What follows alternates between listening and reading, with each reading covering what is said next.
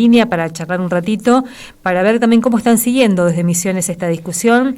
Nicolás, muy buenas tardes, ¿cómo estás? Miguel Riquelme, Alicia Rivas, te saludamos desde la radio de la universidad. Buenas tardes, Alicia, Miguel, un gusto poder compartir con ustedes. Bueno, gracias por atendernos. Contanos un poco, ¿cómo están ustedes siguiendo? Esta es la etapa, nos venían diciendo un poco de el cabildeo, digamos, de ir, ver si la forma de acercarse a los legisladores para también ver cómo van a comportarse, cómo van a votar. ¿Cómo están siguiendo ustedes esta etapa? Sí, de las diferentes instancias que tiene la Franja Morada, el Partido Radical y bueno, después está la FUA, que es el organismo que nuclea todos los centros de estudiantes del país, que la conduce la Franja Morada ya desde hace muchos años. Estamos insistiendo no solo con, bueno, en el caso de Franja Morada y referentes del Partido Radical, con nuestros propios legisladores, y en el caso de la Federación con todos los legisladores en general, porque el organismo también está representado por otras fuerzas políticas, y además es el deber y la obligación, ¿no?, de el movimiento estudiantil velar porque esta ley pueda insistirse en el Congreso y aprobarse posteriormente. Uh-huh. Y en la provincia, ¿cómo vienen siguiendo? Acá la expectativa está puesta en el legislador radical que tenemos, digamos, ¿no?, que es Martín Arjol. ¿Cómo están siguiendo ustedes ahí? ¿Han tenido algún contacto con él? ¿Desde el partido han tenido algún contacto con él? En la provincia por ahí es la situación más difícil. Realmente estos diputados que en la ocasión anterior que habían firmado el proyecto para la fórmula jubilatoria que proponía un mayor aumento, uh-huh, y terminaron votando en contra del propio proyecto que habían firmado, es el escenario más difícil, ¿no? Uh-huh. En el caso de la provincia de Misiones tuvimos en ese momento tanto la Franja Morada como una instancia de diálogo con el diputado para que explique por qué había cambiado la decisión. Realmente los argumentos fueron muy vagos que expuso, no fue para nada contundente de decir, bueno, efectivamente hubo algo que cambió, simplemente fue su punto de vista lo que cambió, y yo en ese momento le consulté si también iba a hacer lo mismo con la ley de financiamiento universitario que también fue firmado por él, uh-huh, y que incluso hay declaraciones de él a favor de esto, uh-huh, y me dijo que iba a actuar de la misma manera, que no iba a votar nada que ponga en riesgo el déficit fiscal. Entonces me parece que él tiene una posición tomada. Esperemos que recapacite. Hay un dicho que dice de Almafuerte que dice: todos los incurables tienen cura 5 minutos antes de morir. Así que tenemos esperanza de que cambie de opinión y que actúe de manera coherente con el proyecto que él al principio había acompañado. Realmente es muy cruel lo que pasó con el tema de los jubilados. Va a ser igual de cruel con el tema de las universidades si se llega a vetar completamente, uh-huh, pero en este caso hubo una movilización a lo largo y a lo ancho del país demasiado grande y demasiado contundente.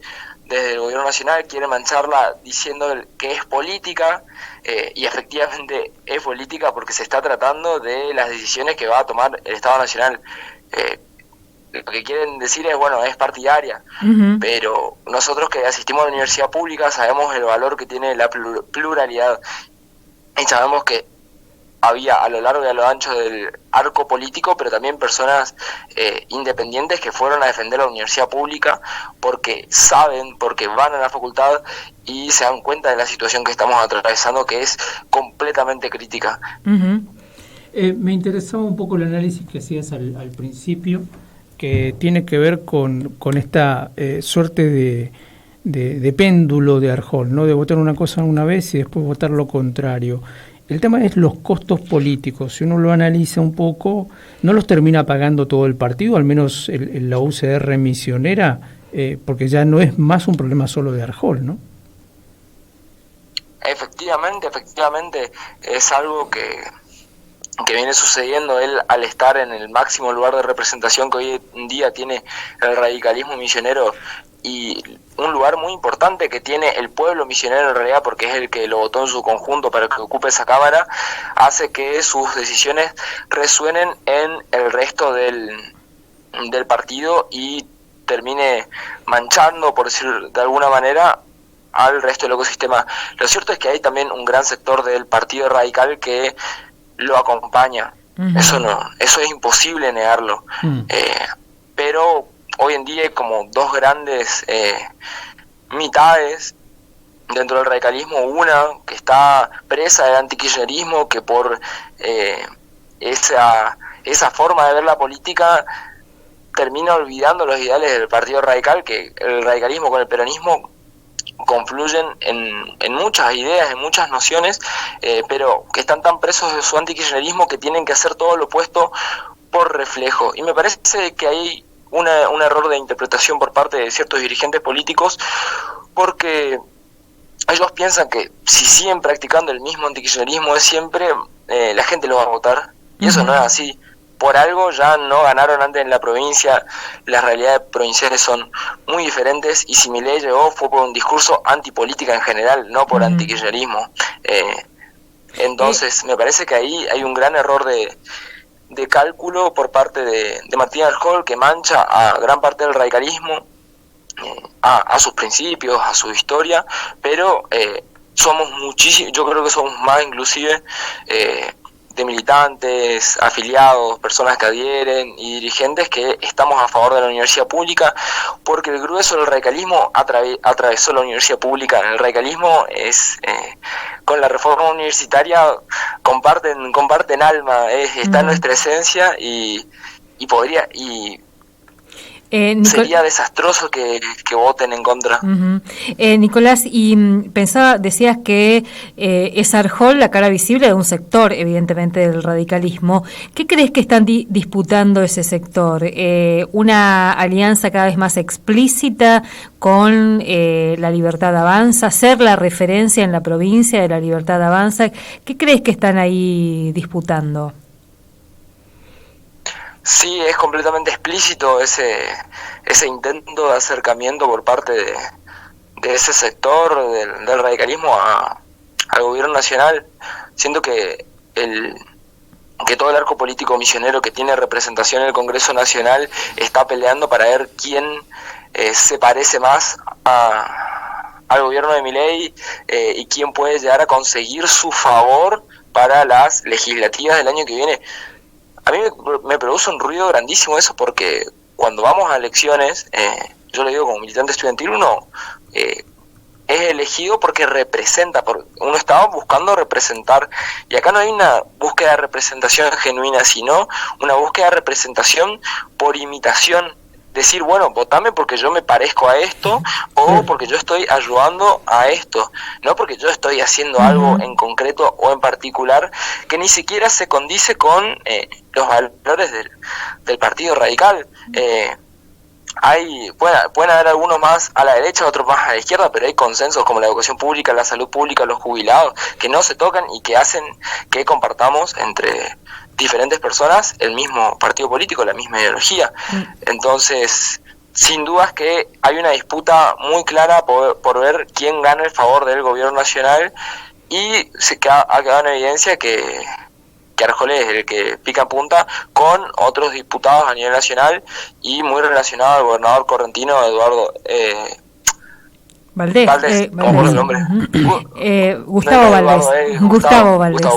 Eduardo del diputado. Sí, de Unión por la Patria. Pensaba un poco también en esto de esta agenda antikirchnerista a la que se suman algunos sectores, como casi de manera fundamentalista, digamos.